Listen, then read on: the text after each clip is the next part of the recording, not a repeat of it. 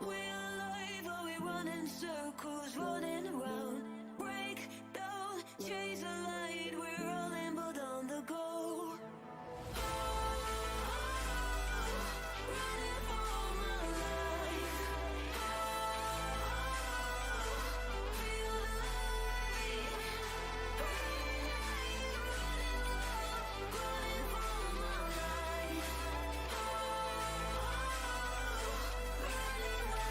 Running for my life.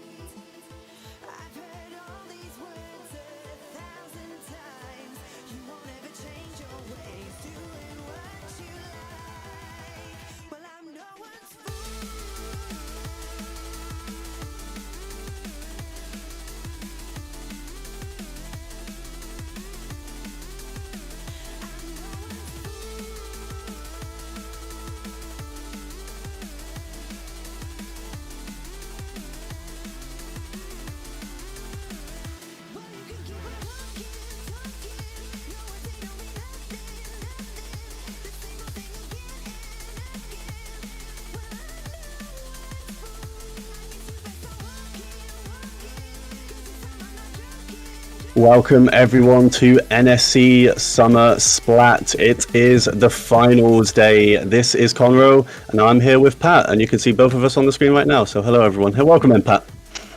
Hey Conroy, I'm glad to be here for the finals, the top three of this tournament. I mean, we've had a bunch of teams for this NSE Summer Edition. We only have three left. And what three teams do we have left, Conroy? They've been so close until now with each other. I can't wait to see more of them. They have, definitely. We've got Anarchists waiting for the winner of this set in the grand final. They got there after a very close winners final against Tentacle Nuke Inkbound, which went all the way to game 5. Anarchists won in overtime. And Tentacle Nuke Inkbound, actually in their winners semi-final, played against Portsmouth Beach Episode, and that also went to game 5. So Portsmouth Beach Episode in the losers semi-final, I think they won 3-0 against UWE Sea Stag, so they are back looking for some revenge on Tentacle Nuke Inkbound here to have one more shot at beating Anarchists, who have only lost once in this entire tournament, and it was week 1 against Tentacle Nuke Inkbound. So Portsmouth Beach Episode won their shot. They won their shot at this. Yeah, and we were talking about it before the stream went live. These two teams only met in the finals of this tournament, which means, I mean, the only data we have on these two teams' matchup is one best of 5 that went to a game 5. I bet these two teams have spent some time looking back at the VOD to know what happened exactly, how to improve, because, I mean, there's a lot on the line right there. We're in the top 3, and yeah, I mean, it's between Portsmouth and Tentacle Nuke. Right now, our two teams are getting ready, and I believe we're going to start with the Robo Roman on Turf Wars. Yes, we are. So, yeah, it's the same format through this entire thing, just in case anyone isn't aware. It's a best of 5 set, but game 1 is a kind of Turf War mini set. It's quite similar to, I think it's the same as what Nintendo did for their official tournaments in Europe. So, yeah, just teams get to play a bit of Turf War, and it's only worth 1 point. And it will be, yeah, the first one is Robo Ramen, which yeah, I've definitely cast quite a few here. I guess there's only about 6 Turf War maps that are in the rotation for this, but Robo Ramen's a fun one. I feel like on this map more than a lot, you get players just running into the other team's like base, desperately trying to paint at the end of the game. Yeah. And yeah, Portsmouth Beach Episode, I mean, they have quite a big roster. They definitely have some noticeable players. Jess is the main one as far as competitive goes. Jess is a very good player. I think they have Duditude. I don't know if it's Duditude or Dude. It's one of the two. But I think they just play Aerospray, so they're I mean, Aerospray and Turf War, you can never write it off, really. It's the Reslider one as well. So it's every game that Duditude's been in, it's like you have to be conscious that they may just have a reslider at some point and they will just be running at you. And there they are. They are in this game. Yes, they will come, of course. I mean, if you have an Aerospray and you don't bring that Aerospray to Turf Wars, why do you have an Aerospray? Definitely. Right. And on Tentacle Nuke Inkbound, again, as far as comp goes, I think Jason is like the most kind of known competitive player. And Jason is actually on the bucket, which is their main weapon. They haven't been using it too much from what I've seen in the tournament, but they have gone for it for this one. And yeah, some interesting comps coming out. Both teams actually bring in a Rapid Pro, is it Winter? Is that what it's called? The new one with Cooler and Suction Bomb. So it's quite interesting. I really like the weapon, but it's interesting to see both teams have it because it's not been picked up too much, I feel. It's not being picked up in the ranked modes, but for Turf Wars, you really need one tactical right before the end. That's what usually decides the game. If you need one tactical, you can have that weapon be useful at other things during the rest of the game. And right now, there's a lot of splats coming in. Portsmouth just lost 2 players, but they still have full control of mid. Very nice control right there. Tentacle Nuke trying to find a way in. Still, the strikes are going to come, and with the hammer, they should have a way forward. They're going in, Conroe. They're trying their best. Everyone was actually protected by that shield in the middle from the reef slide, and both teams have now lost one player each. Doodoo just kind of backing up for now with the team trying to get back in. Aerospray does get it special very quickly, so it's never much harm in the Aerospray. It can't really fight very well, so fully expect Doodoo to back up if they don't have anything to go in with. But there is another reef slide, and they actually get one with that. They would try to hide, but Doodoo going all the way, the full length of the reef slide to get that splat. And it's very close, but Portsmouth definitely have mid right now, and they have players available. But out comes a triple link strike and a Zuka, and now they've lost 2 players, Pat. Yeah, and they're using more. Nice hammer by Green right there. Just the last squid standing for Portsmouth. And with 1 minute left until the end, suddenly Tentacle Nuke, who are struggling to push forward, are in control of mid, and now it's on Portsmouth to push forward. It is on Portsmouth to just regroup and push forward. Jess has, I've seen more on the new L3 for these Turf War games, which does have Inkjet, which is quite an aggressive special, good at getting picks.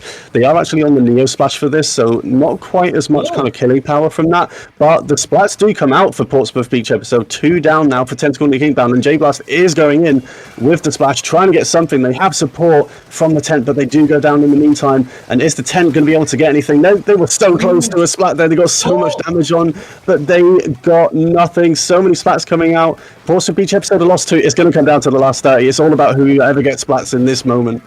Yeah, and right now we still have a fight for mid. Jason with the slusher coming in with the help of the shot.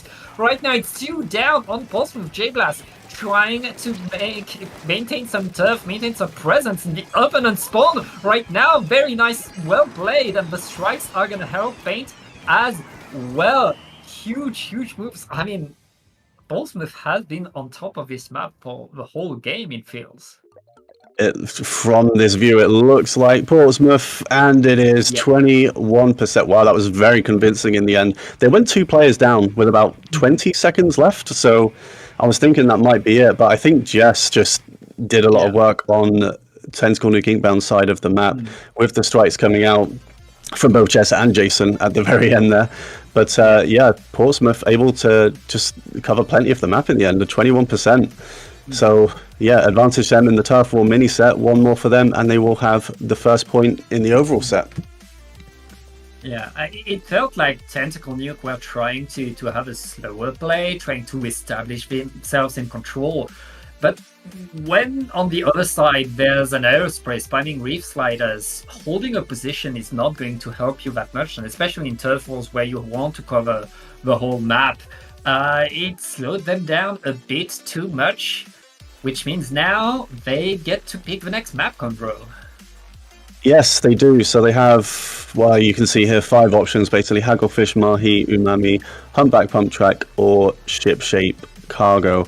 Now I'm trying to remember what Tentacle Nuke Inkbound tended to pick, and to be honest, I don't remember. It may have been, I think Robo Ramen may have been one of them, and I'm pretty sure I've seen them on Ship Shape as well. So I think it was Tentacle Nuke Inkbound that we saw.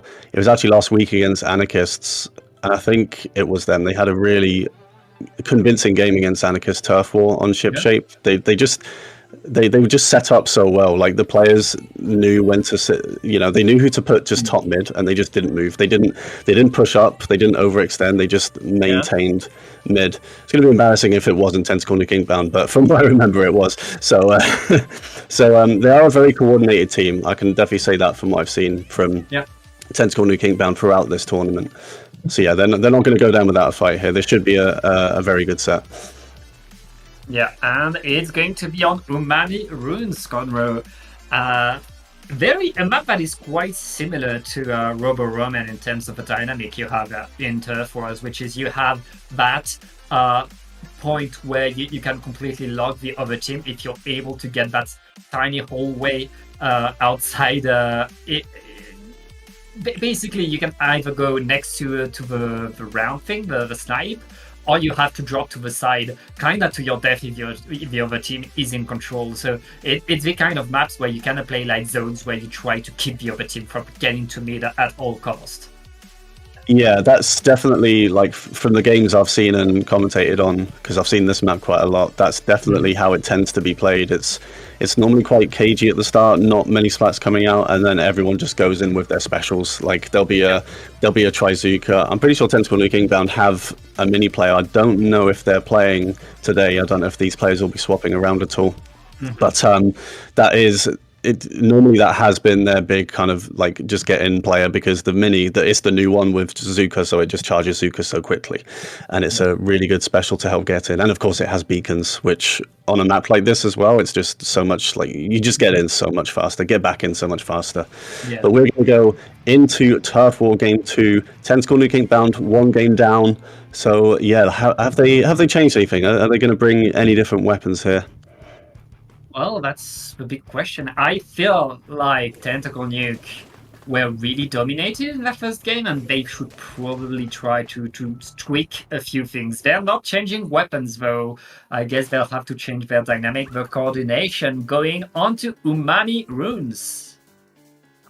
Yeah, no changes, I don't think, for either team. I think they're bringing out exactly what they had in game one. And the credit, well, there you go. The early roof slide from Doolittle there does take out the Rapid Pro. Jason trying to do work at the top on the Slosher, and they get one in return as well. And now out come the specials. Jason gets two, actually. They got Sneaky as well on the Slosher. And yeah, the Zuka comes out now as well from the shot. I'd expect those to get a lot of Zukas in this game as well. Yeah, lots incoming right there. And here comes more strikes. Tentacle Nuke very much taking so much control and using their specials to really make sure Portsmouth are forced out right now. We see the next Zuka being prepared. A Sneaky is trying to go in, but it's a slaughter. Oh wow, what happened there to Portsmouth each episode? They lost everyone. J-Blast is the first to come back in, but Tentacle Nuke Inkbound, they've always looked very convincing on this map. I think they have won most of their matches on this, and it's the same deal so far. Two more down again for Portsmouth each episode, so they're really struggling to regroup and come back in. This refly should get one, it gets two. Jason and Green going down to that, so this is a big chance for Portsmouth each episode to come back in. They need to avoid the Zuka. There's only one more shot, that gets no one. Or having said that, Jess does go down, but that's going to help them at least try and get back into this one. There's only halfway through, anything can happen. Yeah, and right now we have our two teams still fighting for mid. The Reef Slider going in once again. But this time, Tentacle Nuke are learning a bit. Wait, they have two players down. Can they maintain their presence into mid? It looks like Portsmouth are getting forward, and with that 10, they're able to push their way in, force their way forward as Tentacle Nuke are simply respecting the presence. Yeah, I think they're aware they can't do too much against a tent canopy coming at them. They don't really want to just feed into that, so they're just waiting for regrouping again. But Doolittle is always going to make the regrouping a little bit awkward when they can just fire a reef slide in. But it is very punishable, as we've seen a couple of times now. Doolittle has just gone and used it, but then immediately gets splattered. But normally the team has been able to kind of follow up after it. So Portsmouth Beach episode never really lose too much for it. But we're getting into the last 30 seconds, and this is an important moment. Sneaky able to get that call out, and they don't actually. Okay, they almost survive that. I don't know how, but they do get taken down. Portsmouth Beach episode, the caller is out, so they'll be back straight away. But is there enough time for them to come back in? Because Tentacle Nuke Inkbound are starting to take control. Yeah. Lots of control from Tentacle Nuke, but Jude managed to sneak their way behind right now, and J-Blast is pushing again with that splash. Absolutely getting a lot of paint around, is punished. But there's so much both green and pink in here. I am not sure who's winning right now. No, me neither. That was a clutch pick from the Zaid, the Rapid Pro on Jess there at the end. And who takes it? It's by 3%, less than 3%. Portsmouth Beach episode have clutched it, and they win game one. Yeah, that's first point for Portsmouth Beach episode. And given how close these two teams have shown to be with each other, getting the Turf Wars points is really, really important. It really sets up things for Portsmouth. It means they'll have the counter pick advantage. Right now, Tentacle Nuke, they've been able to fight, they've been able to do a lot, but they've really struggled to take control of the map, and going into the rank modes, that could cost them. Yeah, it definitely could. I've definitely seen Tentacle Nuke Inkbound play a bit more coordinated than this before. I think not that they've been doing much wrong though. I mean, they've definitely. I feel like both games, even though game one was 21%, I think it was very Yeah, close until the end. And honestly, that one I thought they had that yeah, until we saw the results. It looked like it looked like they had control, but maybe just Jess or J Blast on the splash and Duditude on the yeah, aerospray. That is a lot of paint they have yeah. just from those two weapons. So maybe that was just the deciding factor, just being able to paint so much more quickly, which is more important in Turf War. And it'll be interesting to see like if we see different weapons now as we go into the ranked modes. And first up, Pat, is Rainmaker. Yeah. And in Rainmaker, it's not about painting the whole map. It's more about moving fast as a team, making sure there's no flank ready to sneak their way onto your Rainmaker carrier. And yeah, we're going to see different maps as well. And we'll see what these teams are able to do. Yeah, so Rainmaker, they've got, again, 6 options: Scorch, Undertow, Manta Maria, Umami, Humpback, and Crab Leg. And yeah, I've actually seen this. You know what's been a popular pick for this? Scorch Gorge. A lot of teams have picked Scorch Gorge. So will we see the same again from Tentacle Nuke Inkbound? I think they're one of the teams that actually does quite like Scorch. Never mind, they've picked Undertow. So we're going to Undertow, which is... I don't actually think I've seen this one yet, so I'm quite happy about this. Oh, well, it's kind of a classic in competitive Splatoon as well to see this map on Rainmaker.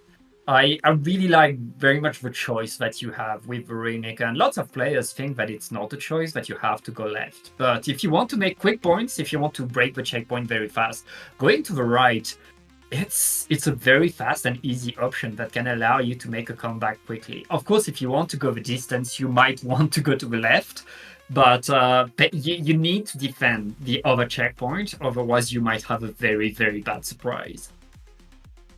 Yeah, definitely with this map. I feel like going left, if you're on the offense, going left is like the safer checkpoint just because it's further away from spawn. I feel like going right is it's a real rush play. Like maybe if they're wiped, or if you just want to get checkpoint, because the checkpoint's obviously a lot closer to mid. But yeah, it'll be interesting to see what teams do with that. I mean, almost everyone goes left, unless it's desperate, just because it's easier to set everyone up and it's a bit more of a choke point against the defending team as well. You know, they can only come from like 2 different directions, so it's quite easy to kind of predict where they go. So we get into the ranked modes. It's 1-0 to Portsmouth Beach episode at the moment, looking for a place in the grand final. Have we seen a one roster change? I think Florid wasn't on before. I think they've come in for Duditude by the looks of it. So we have seen one swap, and they're playing the Decav. Very aggressive comp coming out here.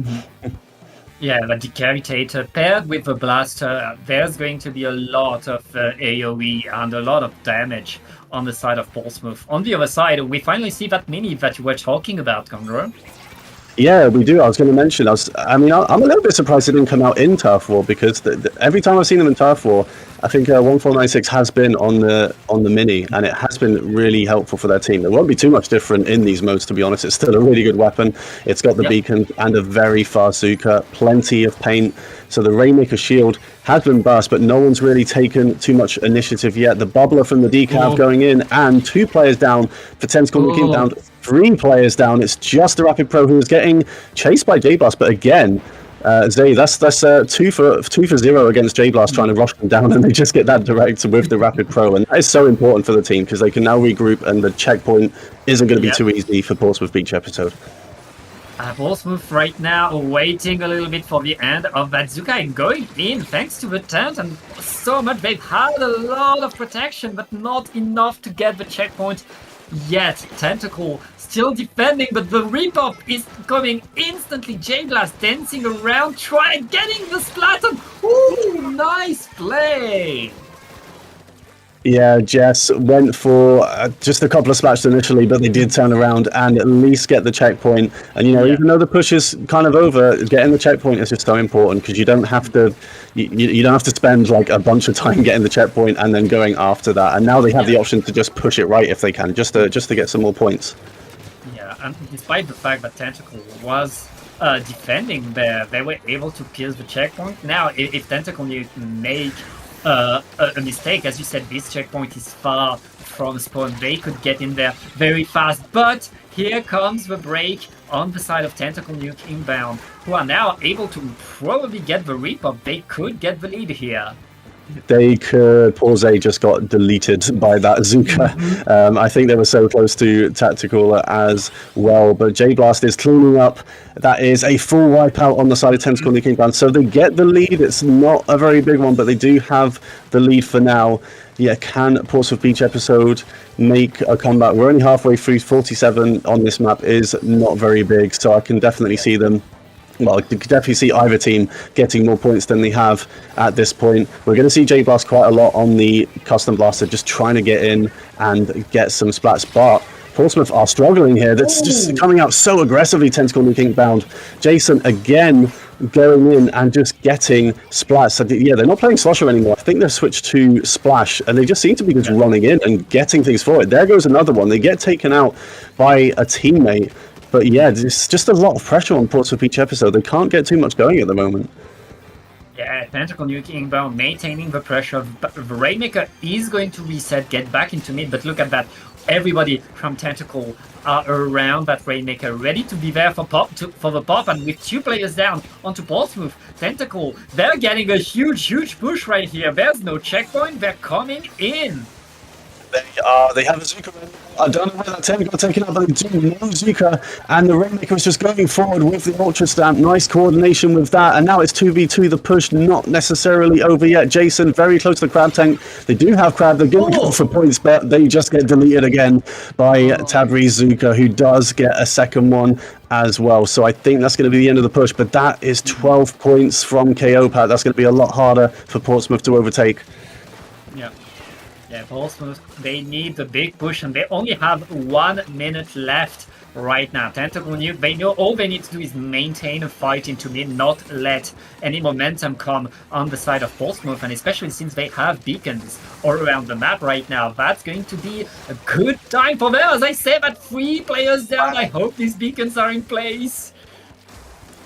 Me as well. Portsmouth all pushing left, all 4 of them, with the final one jumping in as well. Rainmaker shots trying to get something going. They have a Zuka ready to go again, and Tabri's been quite deadly with those Zuka shots. A trade between Zuka and Rainmaker, but 1 player left alive now for Tentacle Nuke Inbound.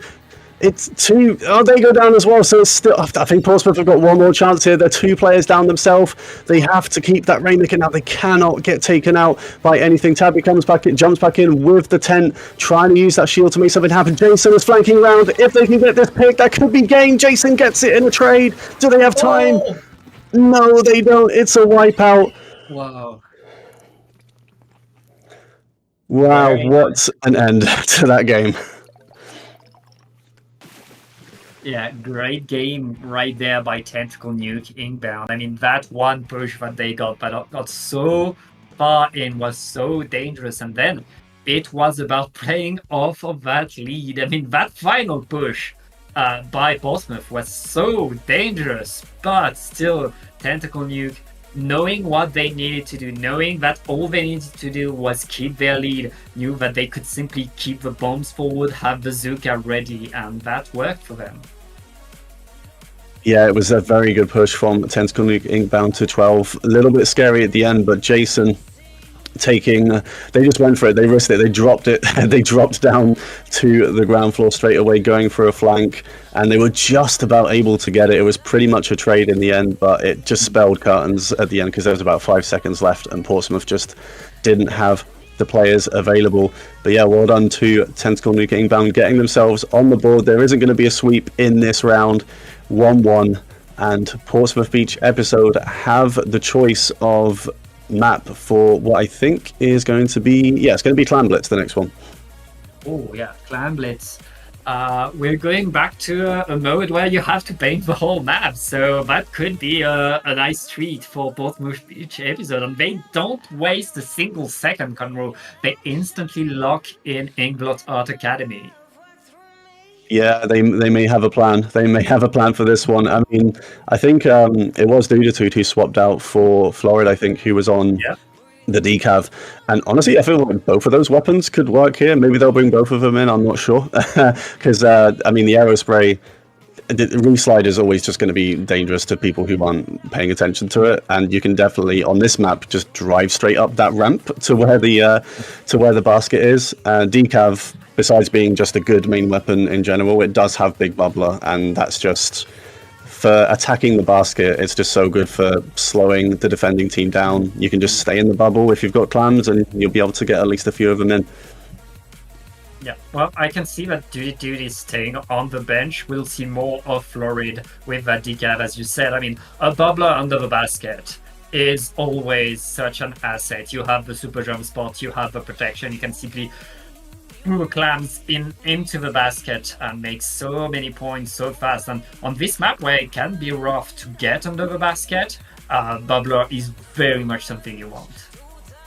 Yeah, I'd agree with that. And they definitely did some work with it last game as well. Some of those bubbles were quite important, even though Portsmouth weren't able to get the win in the end. And yeah, will Tentacle Nuke Inkbound change anything either? I mean, they did. I think we mentioned the mini. They kind of switched to weapons I've seen them more on, and they looked more comfortable. So I don't think they will switch off to anything else. But let's see what these people bring. No changes. Oh, well, Stinky's actually gone for pencil rather than rapid. Oh. I think they were on rapid last time. I think maybe right. Zayd is still on rapid though. Yeah, Zayd stays on the rapid. That rapid can dislodge people away, especially can dislodge a pencil. And right now, it's Tentacle Nuke getting the first blood. That first blood is instantly answered right there. Both teams trading, trying to find some control over mid. It looks like Portsmouth are still fighting right there, but getting a double here is huge. For a 2-for-1 is nice, but Green is alone with the hammer, completely surrounded, and he's going to try to simply survive as Portsmouth are getting clams right now. Yeah, it was a nice early double there for the decav. The Wiper was the only one left on Tentacle Nuke Inkbound's team. So Portsmouth are just gradually getting clams. No team really has too many right now, but there are a lot of clams mid. Portsmouth can definitely make a power clam, which they are going to do. And 2 players down again for Tentacle Nuke Inkbound. The tent puts the power clam down for the backline. All the picks are coming out. I'm assuming that's J-Blast and whoever else is missing on the team, just pushing forward and getting splats with the blaster and the decav. Florid on the decav, of course. And they are able to open it. Florid able to keep it going. 9 more points on the board. Might be it though. Sneaky the only one with a clamp, and they've had to back up all the way. Although, I mean, they're still getting picks. I think the basket's going to close, but Portsmouth still very much in control of the map. Yeah, that control is going to go a long way for Portsmouth right now. I mean, as you said, that's a small push. That's a very small lead, but the fact that they didn't have to forfeit very much any map control while getting these points in is pretty good for them. They're preparing the next push now. They are. They just want more points on the board. 29 obviously isn't big. Florid just being a little bit too obvious there with the Ink Rail Ride, and suddenly that's 2 players down for Portsmouth. 3 down. It's kind of a delayed wipe, and Tentacle Nuke Inkbound have a lot of clams. Florid is going to try and slow this down. Not quite able to. They were so close to taking out the clam carrier. But can Tentacle Nuke Inkbound get up here? I mean, they've lost their... What is going on? It's just Green on the Wiper. I think they just... they took so long that Portsmouth were able to come back in and just punish them before they were able to get anything on the board. So that was a very promising moment there for Tentacle Nuke Inkbound. They still have the clams, but they're going to have to reset. I think it's the first time I see a team where it's the Wiper that's the one in charge of surviving the engagement. But right now, Tentacle Nuke are under the basket. They have a lot of clams. That super clam and a wipeout will give them the lead. They have a tactical just under the basket as well. That's a lot of points coming in, Conbro. It is. They were able to recover after that first botch push. 2 clams being held by the splasher shot, and they are able to retreat. Just pick after pick after pick. It's just Tabri on the 10, and they can't really do too much by themselves. They've pushed it down to 30, and it is still going. 3 clams. Portsmouth trying to come back in just to put a stop to this. The shot has somehow got through, and yes, all 3 clams in. How did they manage that? It's been pushed down to 15. This may well be the end of the push, but that is huge with less than 2 minutes to go. I mean, we saw Portsmouth be in control of the map for most of that game, but Tentacle Nuke simply with a bigger push, simply going in, knowing how to make the best of that one opportunity, and now it's on Portsmouth to get a huge comeback.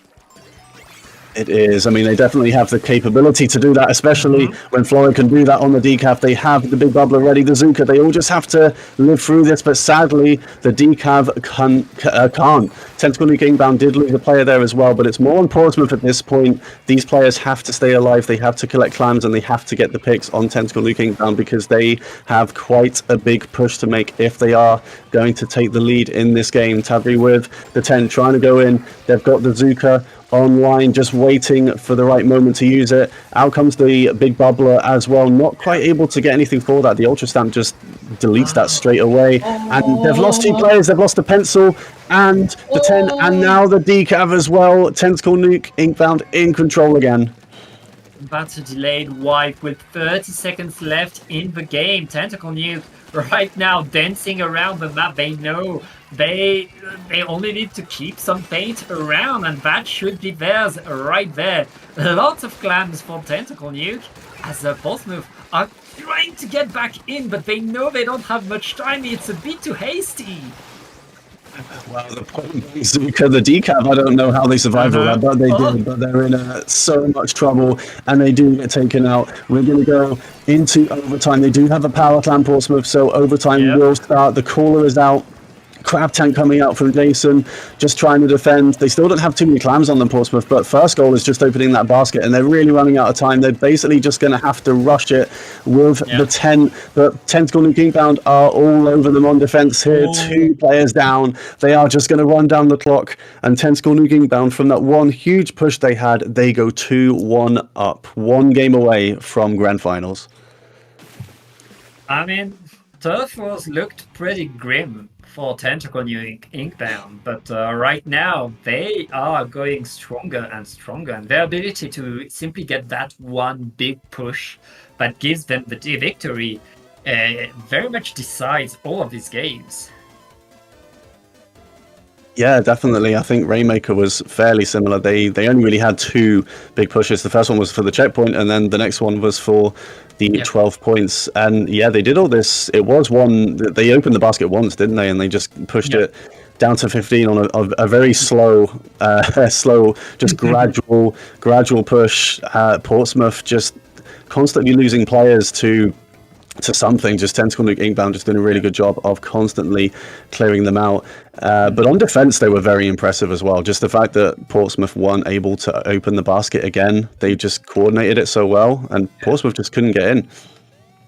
Yeah, Portsmouth, they're very good at taking control of the mid, but when it's about going into enemy territory, it's a different story. It's not the same deal, and right there, Portsmouth not able to get inside, not able to really get that enough control, which means they're down 1 point right now. But going into tower control is very much the game of momentum, the game of snowballs, and the game of comebacks.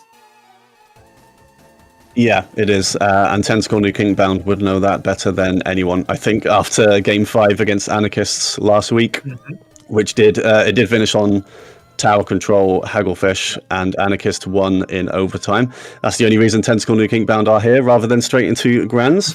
And they're not going to Hagglefish, funnily enough. They are going to Macomart, which is, a lot of people love this map. I certainly do. I'm a bucket, so it makes sense. But tower control here. It's definitely all about being able to push the tower past the left-hand side.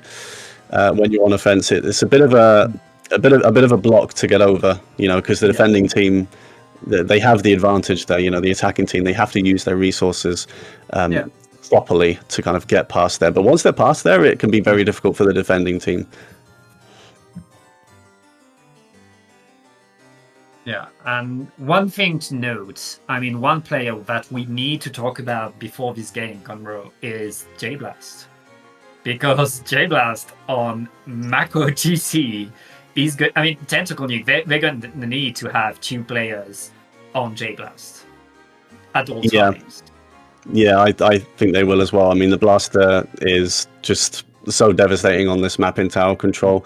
You know, the defending team comes in and there is a ledge that, you know, any blaster would be able to shark underneath. And if anyone goes close to them, they're probably gonna get taken out, especially when J Blast is so good on the blaster, and they are going to bring it. Dreadringer. Okay, I like to see that. Dreadringer from Florid, the V Dread with Reef Slide. So they are bringing the Reef Slide again. It's not quite. Wait, Duditude is playing as well. Okay, so Duditude is back in the game, but they're on the Flingser. Yeah, they're on the Flingser with Missile. So yeah, interesting switch up there. That's a complete change of composition by Portsmouth right now. They kind of get the surprise comp right there. I'm not sure that Tentacle Nuke are ready to fight back. We'll see if they are right now. The Reef Slider is coming in. The Reef Slider is instantly stopped. And, oh! I mean, it's punish after punish. And, oh, J Blast is running unopposed, going in, is going to be punished. But it's still Portsmouth getting a lot of control over mid right now. Yeah, that was a really nice flank from Jess, getting 2 picks there, almost a third. Jason able to clutch it, but the teammates on Portsmouth were there to help out. But now it is Portsmouth who are, again, kind of on the back foot. I mean, the tower is still pushing. It's just Duditude alone, and they were able to get some points on the board there, get about halfway through the first check. But it's not too bad. It's like so delayed that all the other teammates for Portsmouth are coming back in together. The caller is out. The crab tank from Jason coming out now as well. A little bit dangerous. They were quite close to a lot of Portsmouth players there, but they're able to stay alive, and they are still pushing that tower at least for lead. Obviously not a big one yet. The Zuka coming out. J-Blast trying to get something on the blaster, trying to take out this rapid, but teamwork again. The Ultra Stamps coming out as well. 4v2 now. Advantage still Tentacle Nuke Inkbound, and yeah, they're going to push it past the first checkpoint for sure, and they are still going. Yeah, I mean, Tentacle Nuke, they're not stopping, and Jason's activating another crab tank, trying to go through the second checkpoint. There's only 1 second left, and they get it! Huge moves by Jason right there, dancing with a crab. And Portsmouth, in full defense mode, desperately trying to stop that tower. They're gonna push Tentacle Nuke away, but what a push to 22 again. Tentacle Nuke having this one big push that gives them so much control, and oh! Not over. It's not over for sure, but it is a big push to 22. J-Blast just trying to get something going with the blaster, but they're not able to again. And I feel like, I mean, I think a big issue with Portsmouth's comp here is J-Blast on the blaster is really the only, like, you know, proper frontline slaying weapon, and it's not the fastest because it's a blaster, and they're up against, you know, 2 shooters and a wiper, which are very fast. They paint very quickly, so they're mainly relying on Jess, I think, for just like the quick picks. And so far it hasn't worked out, but honestly, they could very quickly just get a few picks and suddenly Portsmouth have a push. But so far it is not working out for them this game. Duditude trying to come in with a Flingser, but getting punished, and it's Tentacle Nuke Inkbound right now, getting back forward with that tower, trying to get to that third and final checkpoint with 2 minutes left in the game. Right now, Portsmouth are very much struggling on this map. They managed to get, oh no, I think that was a bomb that took out Duditude on the Flingser. They were able to get a few picks there, so they're kind of able to clear Tentacle Nuke Inkbound out. Florid's trying to make something happen with the Dread. All that Zuka is going to go straight over their head, but Jason flanks on the right side. In the meantime, 2 players down again. That's pretty much everyone gone for Portsmouth. Tentacle Nuke Inkbound, I think they've learned that they can just rush this comp down. We've seen it in the last few games. They're just playing very fast, and Portsmouth are really struggling to deal with it. Yeah. Portsmouth, they need to paint more right now. They're being out-painted by these shooters that take so much control.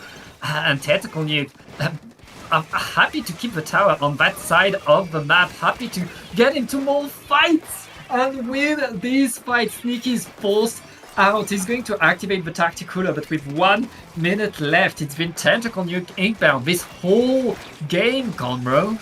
It really has. The map has looked their color pretty much the entire way since Portsmouth got their small push to the first checkpoint, but they're just not letting up at all. They're painting them out. They're getting the specials, one Zuka pick, and only 2 players alive for Portsmouth to try and defend this push. They're getting more points on the board now. They're getting through the final checkpoint. The roof slide desperately going to try and stop it. Jason gets knocked off the tower. They push it to 3. There's about 5 players on the tower right now. Oh, it's a wipeout.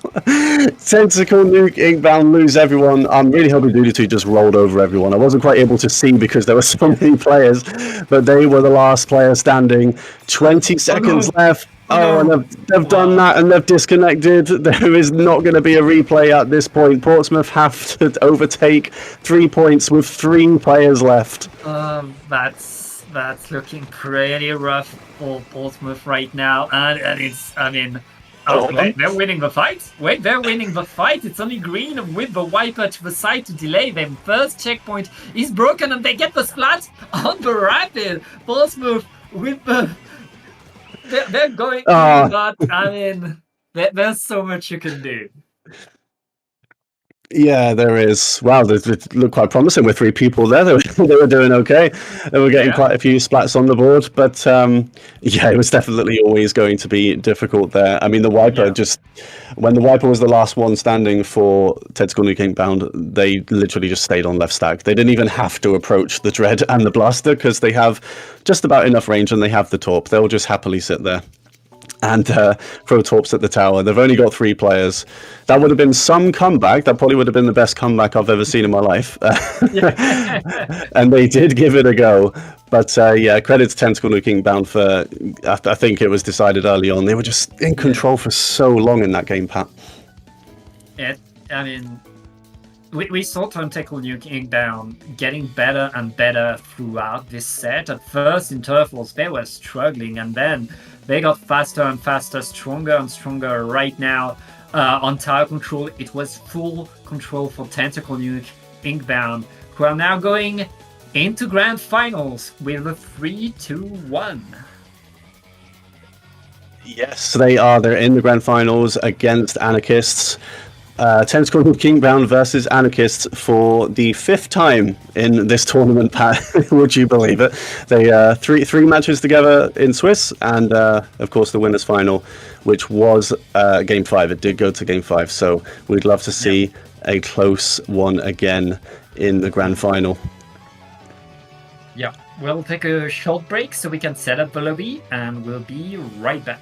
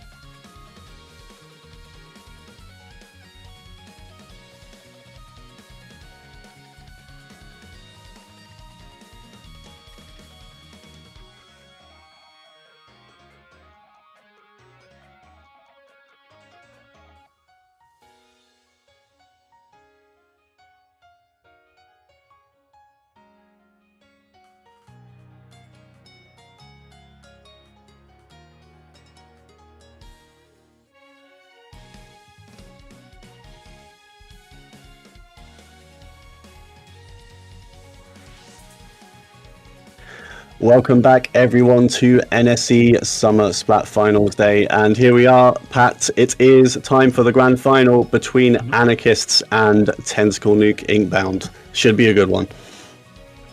Should be a good one indeed. I mean, these two teams have this, as you've said, they faced each other a lot. They faced each other in winners finals going to a game 5. And now they get to face each other once again, one last time. This time we have a bit of a twist, Conroe. It's not a best of 5. It's going to be a weighted best of 7, which means Anarchists, they get a 3 point. We do a best of 3 turf wars for 1 point, and then we have first team that gets to 4 will be our winning team of this NSE season. Yes, so basically a best of 7, whichever team gets to 4 first wins. I mean, it's been a double elimination bracket, of course, but this is to avoid, basically we're not going to have a bracket reset. So instead, Anarchists getting there on the winner side, they're just going to take a 3 point. But we're still going to have the Turf War mini set for the second point, and then we go through all the ranked modes. Splat zones will be game 3 and game 7 if it goes that far, which hopefully it will. It went the distance between these two teams last time, so we'd like to see the same again here.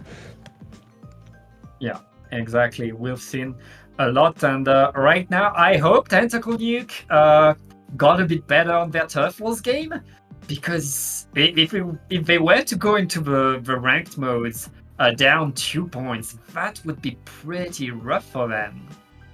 It would be, yeah. They were, I think it was Anarchist versus Tentacle Nuke Inkbound last week, where I was commentating. I think that was where Tentacle Nuke Inkbound did really well. I believe they won the Turf War set 2-1. If not, they won at least 1. And they just looked very coordinated in that one. And yeah, I can imagine. I feel like they'll keep the mini. They didn't use the mini in Turf War against Portsmouth, and they just lost the Turf War set 2-0, I think, the Turf War mini set. So, you know, if assuming those players are the ones playing, they might bring the mini just for all the paint and the constant Zukas. But yeah, this is, again, just remind everyone, this is the 5th time these two teams have played each other. So definitely the best two teams we've seen, and they are in the grand finals. Anarchists start this set 1-0 up, and we will start the Turf War mini set. Yeah, and one change on the side of Tentacle Nuke Inkbound, Coda with the ink brush is now on the board, is now on the ground, and that brush is going to run around, put paint pretty much everywhere. That could change the dynamic of Turf Wars for Tentacle Nuke.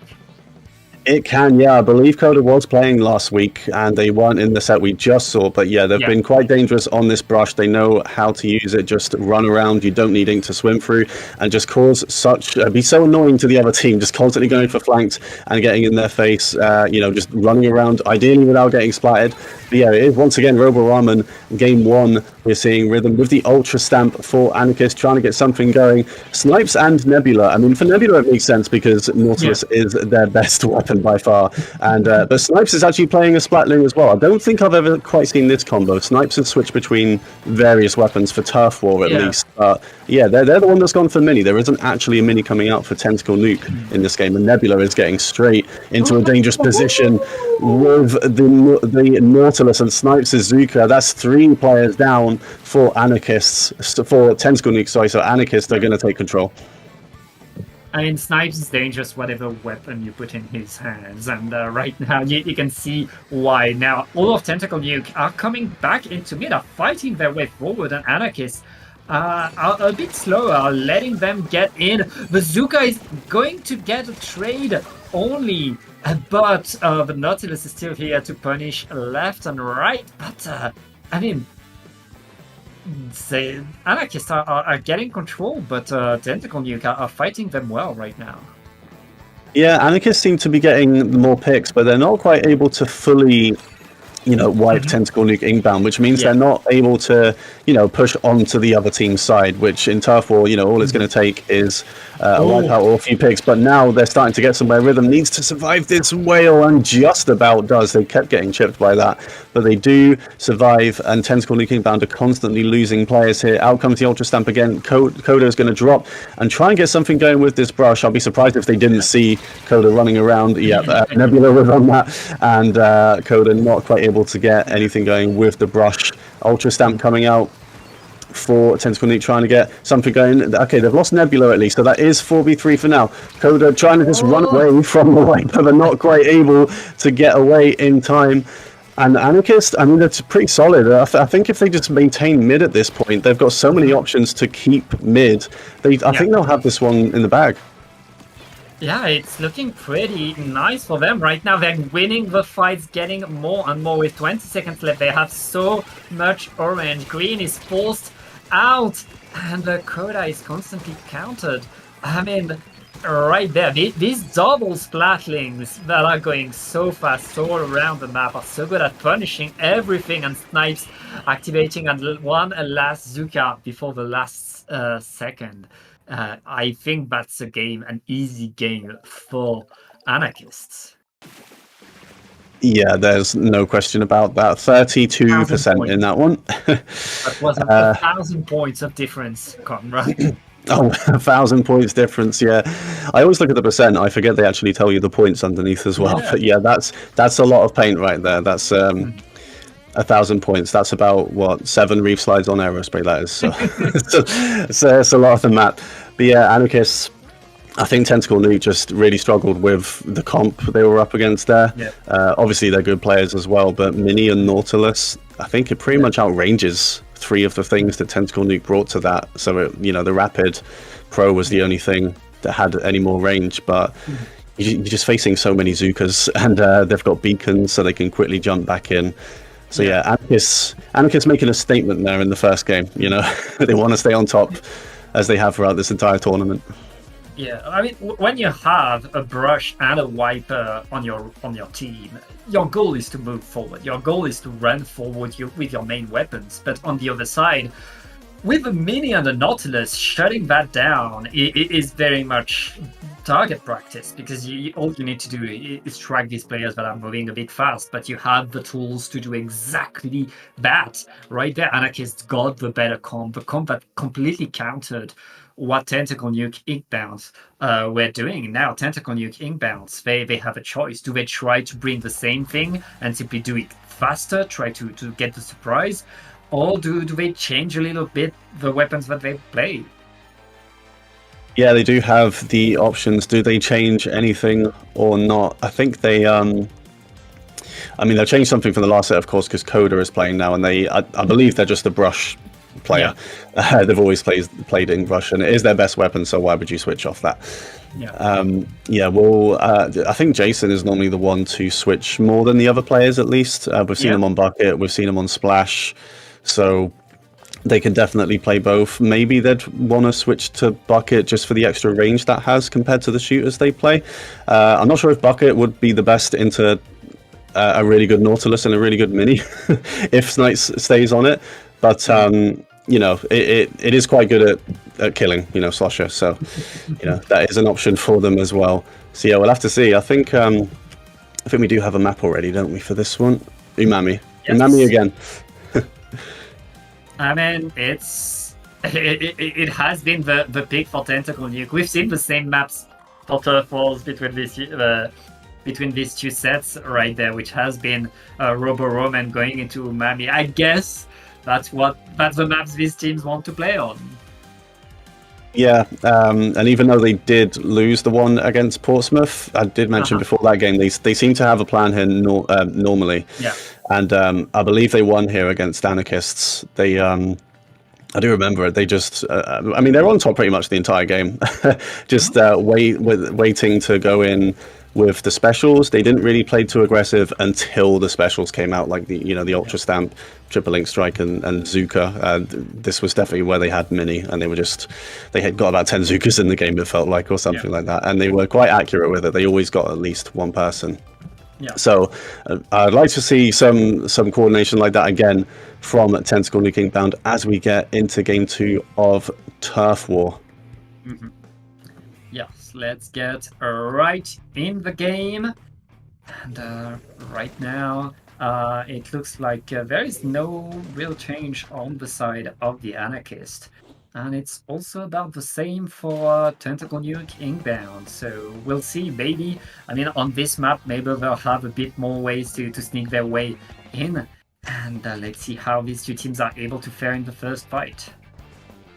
Yeah, for sure. I think Jason has switched to Splattershot. I don't think they were playing that in the first game. So they do have a Zuka now, which I think I saw them painting Spawn right at the start of this. So they'll have it. They'll be coming straight back in with that Zuka.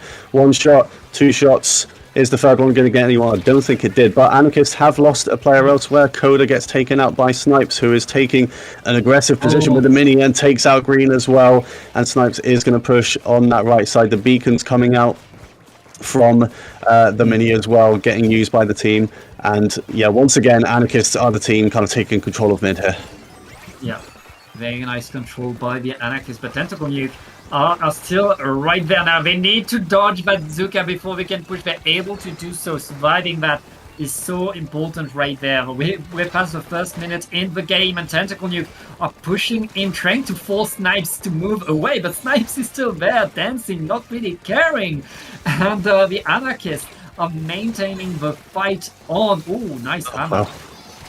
Yeah, very nice hammer. That's but Green with the hammer as well takes out Snipes. So yeah, 2 players down for Tentacle Nuke Inkbound. I mean, a lot of picks coming out. Definitely nothing been decided yet in this game. Anarchists, they're starting to lose a bit of control. Coda is sharking on the left on the brush. And it's kind of it's decent chuck. If they can, they're going to approach Snipes now, surely. Trying to get that pick. The Snipes moves across. Coda not able to get it, and they are 2 players down. We see Rhythm and Nebula moving on to Tentacle Nuke's side, just painting as much as they can. And Jason trying to get probably trying to get another Trizuka going, but Rhythm is really being aggressive now, moving in with Nebula's Inkstorm, trying to get a little pick on to Tentacle Nuke Inkbound as they come back in. But now Tentacle Nuke have the caller. Are they going to be able to do anything off this? Yeah, Anarchist right there, still in control going into the last minute. The Zuka is flying from Tentacle Nuke, and they're able to get 2 splats. That is huge with the hammer to follow through. They are going in. Rhythm, shocking to the side. Rhythm could decide everything right here. Going in with the Viper, trying to get the splats. Is going to get one with the hammer. Chasing the second one. Green is forced to move. Rhythm has created absolute chaos. Wow, 2 players down for Anarchist, but Rhythm sharking, managing to get one with the Ultra Stamp. And even though they went down, they had some help from the team to get 2 more players down. And Tentacle Nuke Inkbound, the Zukas are coming out from either team. 1 player down on either team, but it's Tentacle Nuke Inkbound that really needs to take more of the map, and they're losing too many players to do that. It's just Green on the Viper on the right side, Jason at the top. They are still getting some picks, but that might be it, because I don't think they've taken enough of the map back here. Yeah.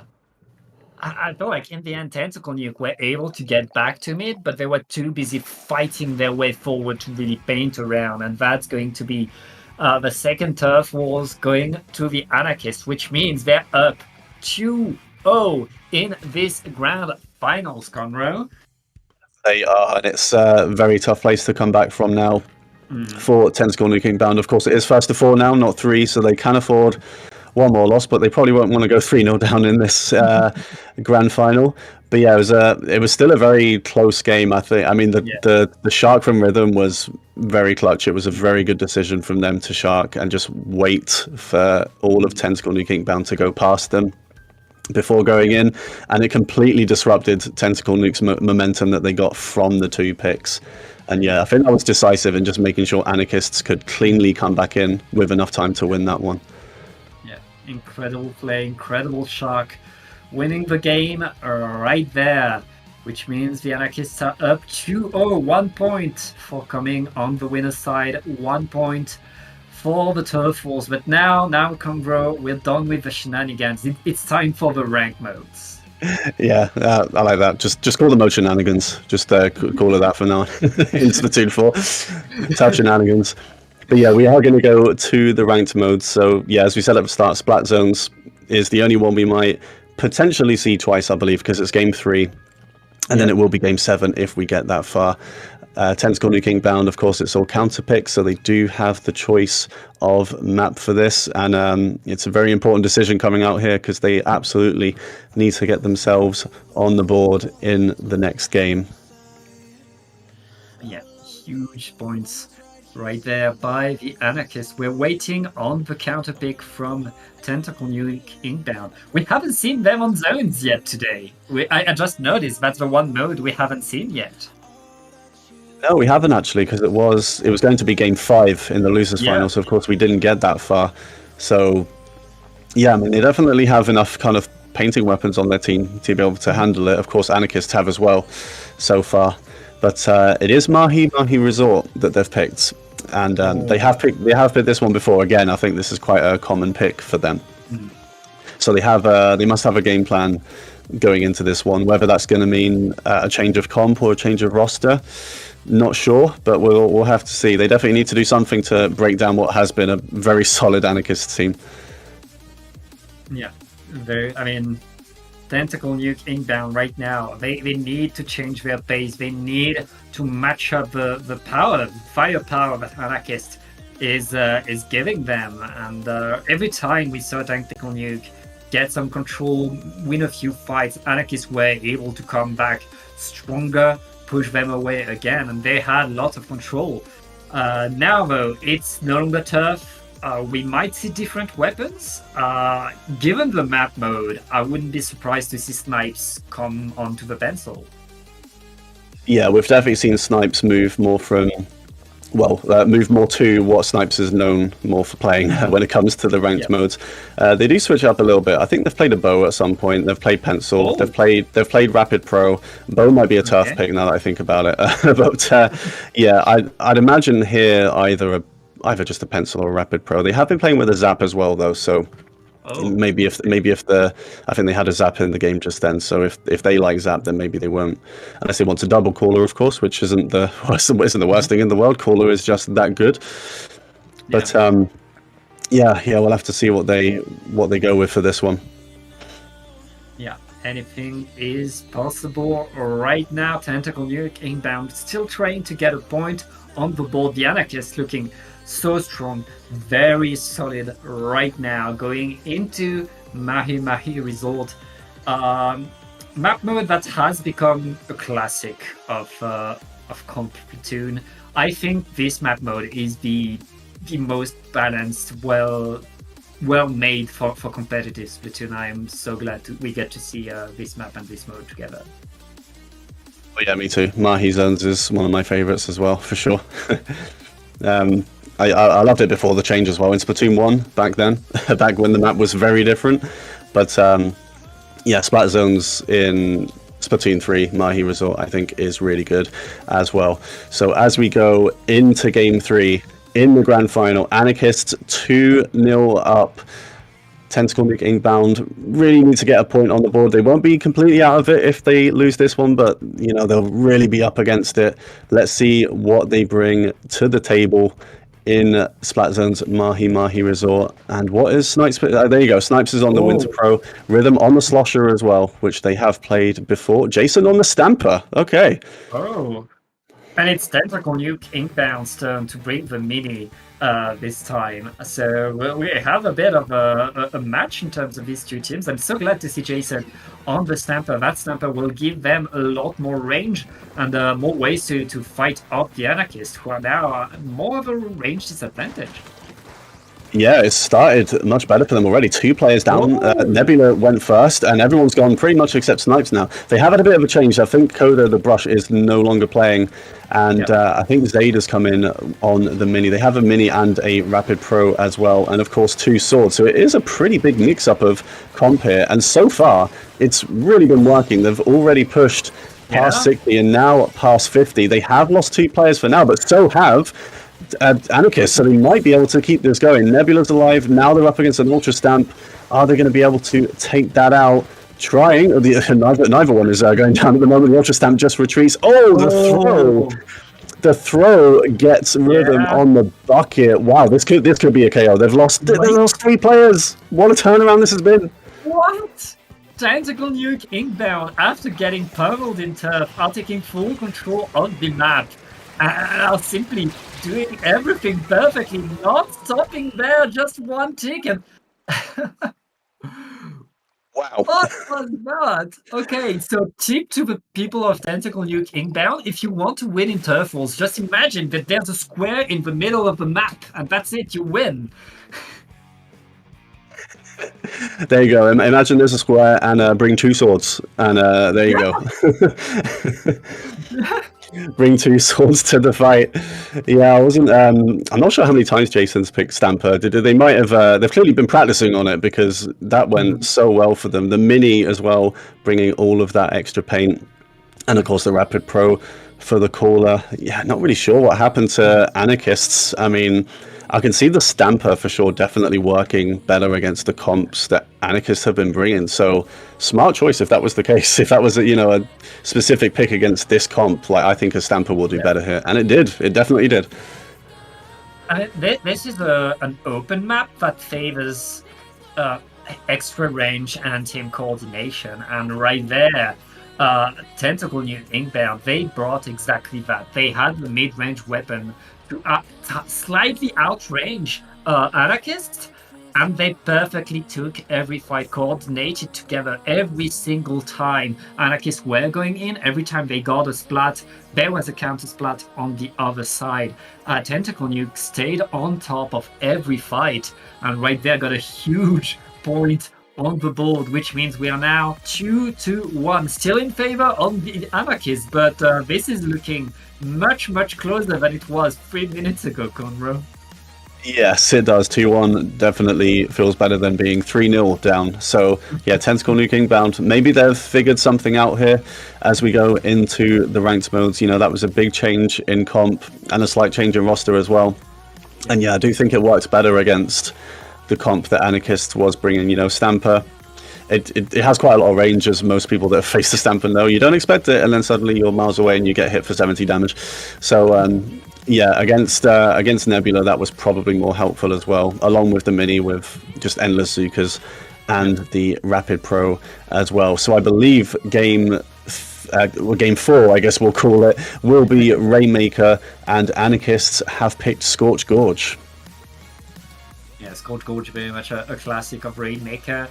About, again, a map that I find kind of similar to Mai in terms of you have these wide open spaces where you can have big team fights around. And the first team fight that you need to have is in mid, where getting the advantage here, getting the edge here, can go big, because once you're past the first checkpoint, once you're able to take control over that first checkpoint area, you can snowball very fast. You can get a lot of points very fast, and we know that Tentacle Nuke inbound like to get all their points in the single minute.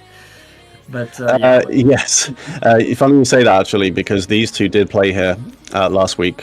I remember this was Anarchists were on top for about 4 minutes, I would say, and then all of a sudden in the final minute, Tentacle Nuke Inkbound just sustained a push going. They just had the Rainmaker on Anarchist side for so long. I think they had to push it past about 20 points, and they did it in overtime. It was it was just one of those games which classic Rainmaker moment as well. Anarchist just on top for almost all of it, but Tentacle Nuke Inkbound, they just needed that one moment where they were able to push on the other side. They won some really important fights as well, just to keep players alive, and the others were able to jump back to them. So both teams have experience here against each other. So are they gonna switch up what they did from the last time they played each other? Are we going to see any different weapons, particularly for Anarchists? Because that was quite convincing. That was such a fast zones game to get Tentacle Nuke Inkbound on the board. Yeah, we'll see how it goes right now. The Anarchists are not really changing things, I think. Meanwhile, it's a double sword on the side of Tentacle Nuke.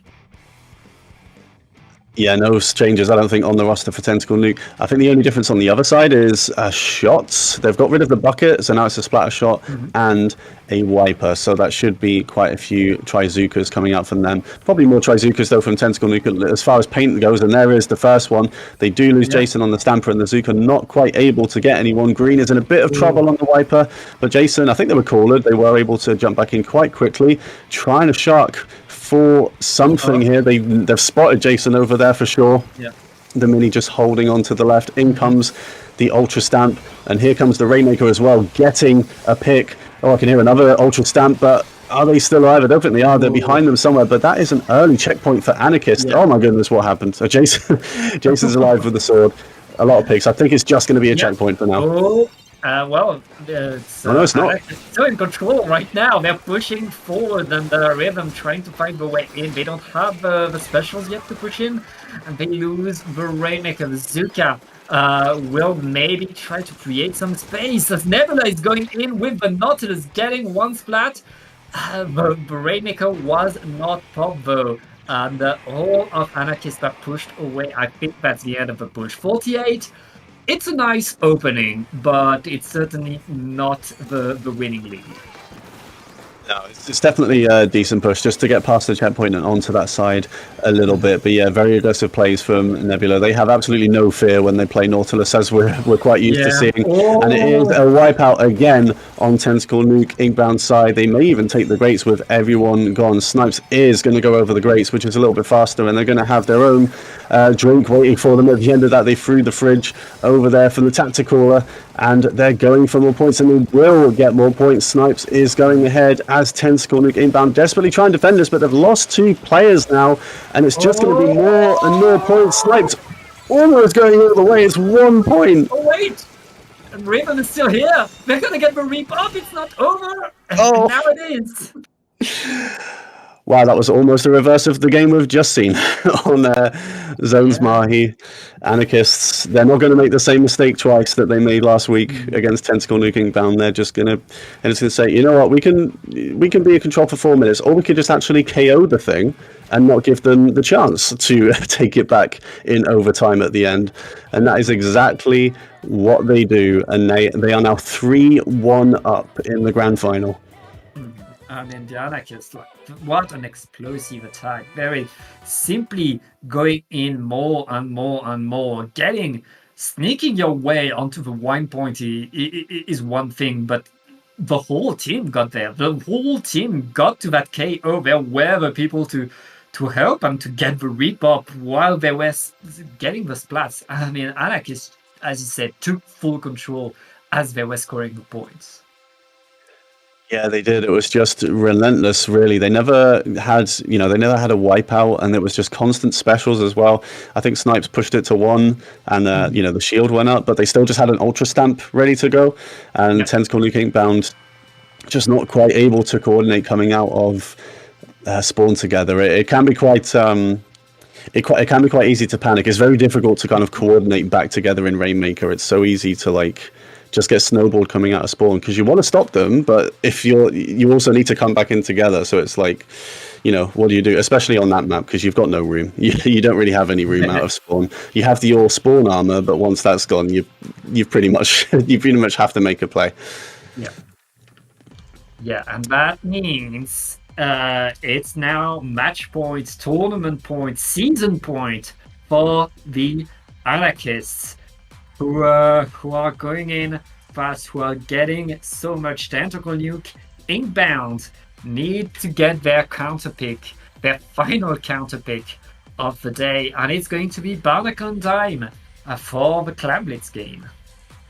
Yeah, Barnacle Clans. I don't think I've seen this one too much. It was their game 5 against Portsmouth was on Barnacle, but that was on Zones. But maybe they're going to channel the similar kind of clutch energy they had in the Zones game against Portsmouth, where I think they were losing almost all game again. And Tentacle were quite good at this, for losing most of the game, and then they'll just come back and win at the end. I think that Mahi Zones game is the most convincing I've seen them, just 100-0. Yeah. Normally they clutch out these close wins. But we'll see how this goes for them. It's I definitely think it's a decent pick here. You don't see Barnacle clams too much, so maybe Anarchists aren't quite as used to it as well. It can be quite tough. I mean, regardless of what mode it is here, if the other team, if the opposing team gets set up, on the, I guess most people call it the stack, especially if Snipes plays something like a pencil, it can be very difficult to get rid of them because you don't have much to approach them. Except Azuka, which to be fair, both of these teams do have. They have had Zuka quite a lot. Yeah, I think we're going to see more Zukas between these two teams. They have been so keen all of these games in order of taking control, forcing the other team out, forcing the other team back into spawn. These Zukas have made the games, and we're likely to see more going into clams. Clam Blitz, again, I mean, it's such a different mode from all the others, and I'd say it's the mode that tests the coordination of a team the most. So that's what I'm really looking forward to see, which team is the most coordinated. Yeah, definitely. And we did see the Clan Blitz game that Tentacle Nuke Inkbound played against Portsmouth, and that was very coordinated on their part. They just broke open the basket once, and they pushed it all the way to 15, almost knocking it out in one push. And on defense as well, they were like very, very disciplined on defense and just making sure that Portsmouth weren't able to push in with anything. They're going to have a tougher job of it, I'd say, against Anarchists, but they definitely have it in them to do it. I feel like defending here is maybe a little bit tougher than it is on Inkblot, because Inkblot, they can only really go one direction. It's quite narrow. You've just got that small little ramp, but Barnacle is at least a little bit more open. You've got a bit more room across. Yeah, very, very open. And let's get in the game. This could be the last game of the season. I hope you're hyped. Tentacle Nuke Inkbound looking to survive, looking to keep it going while the Anarchists want to shut it down. They certainly do. This could be the last game right here, Clone. Switching to the hero shot. Don't think there's been any changes again on Tentacle Nuke Inkbound. They're confident in this comp. So they are going to run it. Snipes on the Rapid Pro again, and of course Nebula on the Nautilus again. So I don't think there's really been any changes in comps for this one, but it is Clan Blitz. It's an entirely different mode to Rainmaker. So let's see how these teams open. Yeah, and right now, that's a very nice first lat by Green, winning the Wiper duel as the Anarchists are pushed out, and there's a Booyah Bomb trapping them. Tentacle Nuke Inkbound taking control, opening the basket already and getting splat after splat. Tentacle Nuke, again, this is their game, I guess. Yeah, what a start from Tentacle Nuke Inkbound again, and they've got so many clams. They've lost 2 players. Zaid has 3 clams on them, as does the other player, and they get them all in. So even though that might be the end of the push, that is a huge score straight away. Still over 4 minutes left in the game. They haven't quite finished. They had to back up, which is well played. They just wait for the other 2 players to come in, so they're all just taking control of mid. Snipes just trying to push up a little bit on the Rapid Pro to get some chip, and Jason is definitely going to go down in that kind of position, and Zaid goes down as well. They do lose Snipes, but they were cornered, so they'll be back pretty quickly. Again, Anarchists just very gradually gaining ground here. They generally have control of mid. Jason, again, not able to get anything on the Stamper, so Green is just going to try and maintain mid. They've almost got that Ultra Stamp ready to go. 1 player down again on Anarchists, so they're not quite able to get anything yet. And in terms of clam collecting, it's always been Tentacle Nuke Inkbound that have got more so far. Yeah, I mean, Tentacle Nuke very much on top of this clams game. Anarchists trying to push their way in. The hammer is allowing them to get their way forward, and that's 2 down on Tentacle Nuke. Very nice push right there. But as they open the basket, can they really take control of that basket arrest? We see Snipes really looking back and waiting a little bit for the rest of the team. That's a very, very small push for the Anarchists. It is, yeah. It looked quite promising for a while, but I think Tentacle Nuke Inkbound were just able to take out a couple of players, and Anarchists, rather than try and force anything with the 2 players left with that power clan. They just backed up, so they will have at least 2 power clans now. Of course, the only downside is those players can be seen by the opponents, and they've lost Nebula to something as well. So yeah, just very neutral in mid right now. The caller comes out though for Anarchist, and again Snipes is just trying to move forward a little bit with the Rapid Pro to get something, but they're onto that Tentacle Nuke Inbound, and Snipes does get punished for it, and the Mini is trying to take position on their stack. It's Mini versus Naught right now, with Nebula just trying to hold ground, but they're getting pushed back and they're losing teammates in the process. Snipes is just trying to juggle a couple of times. That Booyah Bomb from Jason takes out 2 members. Well played, just throwing that on the power clan. They almost read it. They are going to get wiped, unfortunately, but that just means Anarchists are going to take a little bit longer to get back in. Yeah. I mean, that Booyah Bomb was important, but in the end, Anarchists are still getting the momentum, are still getting control of the map, and Tentacle Nuke Inbound are in defense mode right now. They know all they need to do is limit the damage thanks to that huge push they got at the start of the game. 1 minute and a half left in the game. Anarchists have 2 super clans and a tactical up. They're struggling to get in. Bazooka is finding 1 clan, and right now, Anarchists are they can't get in! Tentacle Nuke winning the fights, retaking control! Yeah, Tentacle Nuke Inbound doing such a good job on defense. Just all the weapons they have just lend themselves to just making sure no one can just, run forward at them. The 2 wipers, just with the horizontal slash, it's so wide, so anyone going near that will get hit. And with the Mini and the Rapid Pro as well, just a lot of chip damage. Rhythm, nice splat on Bazooka user, just trying to make something happen for Anarchists, because there's less than a minute left and they still have a big deficit to overturn in this game. Bazooka coming out able to get 1, I think, but again, Anarchists have just lost the player. They're never able to get all 4 players going for a push, but suddenly it's 2 players down for Tentacle Nuke Inbound. They're going to just try and regroup again. But could be a big push coming out from Anarchist. The Ultra Stamp just trying to make room for them. Both swords under the basket now, just trying to keep them away. The Booyah Bomb. Rhythm is actually going a sword v sword again. Jason versus Rhythm. And Jason goes 3 down. It's suddenly 3 down, Pat.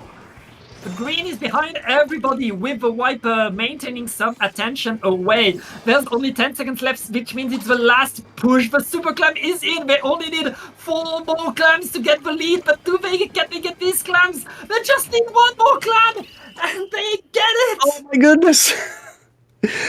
Oh, Snipes was able to do it somehow. I think it was Snipes that managed to get, I think 3 clans either spawned right next to them, or they just somewhere back and they swam through the alley, the right flank, to throw them in, and there were 3 clans just sitting on top of that block. I could see them and I was like, if they go up there and get these, this could be game. And wow, incredible push there. There was, I think someone for Anarchists went to the top part of the screen, and Tentacle Nuke Inbound just kind of hard focused them, but it left the pathway open for Snipes to come in with the rest of the clans. Wow, what a final push from Anarchists. Yeah, huge push right there from the Anarchists. They get the 4-1, which means they are your NSE Summer Champions. Yeah, big congrats to Anarchists for winning the summer edition of NSE Splat. I think this is their first win of NSE. I believe it is. I'm not sure if they've won before. They've been near the top, obviously, a few times, but from what I've seen, they haven't won before. So big congrats to them for what may possibly be their first win. But credit to Tentacle Nuke Inbound for making that final interesting. It was 4-1, but the game they won, it was very convincing, and they came so close to making that 3-2 at the end as well. So yeah, very good grand final. Yeah, great plays right there by the Anarchists. Congratulations to them and the University of Staffordshire for getting the victory. I mean, that was still an incredible fight by Tentacle Nuke Inbound, and we've had an awesome series of games, Conroe. We have, yeah. I've been on for quite a few weeks of this, and it's been very fun to watch and commentate. I've always paid attention to the NSE tournament. It is a UK thing, of course, but I've never been able to commentate on it, sadly. So this was my first season doing this, and it's been a lot of fun and a lot of close games coming out, and some very impressive gameplay from a lot of these players, even the ones that maybe don't play as much competitive as the players we know. I've seen from these two teams, and Portsmouth and a lot of the other teams, just being able to coordinate is like, it's all well and good being like mechanically good at the game. Obviously, it's a big advantage, but a lot of these teams, even without much competitive experience, without that one player that we all know, a lot of them have done really well just by coordinating. They know how to work off each other's specials, and just to make sure they paint the map properly. And it's really good to see. Yeah, it was very nice, and I guess it's time for us to say goodbye, Conroe. But before we go, do you have something to plug? I do. I guess it was just on the screen. I'm on Blue Sky at Conroe SPL at I was going to say at Blue Sky, not Blue Sky, and on Twitch I do stream. I am just Conroe, CONRO. If you want to follow me there, I play a lot of sloshes, all the different buckets on this game. I play them, and I do play a bit of competitive and just solo sometimes as well. So if you want to follow me, thank you very much. What about yourself, Pat? Well, pretty much the same. I mean, you can find me on Blue Sky at PatJortom. It's written on your screen right now. Oh, well, it was written on your screen right now, but it should come back. That's pretty much all you can find from me, and you'll find more from me, more here on Dapple Productions. We have a golden paddling pool just on Wednesday, so if you enjoyed this stream, there's going to be more on here very, very soon. Look forward to that. And I'd like to give a huge shout outs to our wonderful observer, Jorian, and thank you for watching. Yep.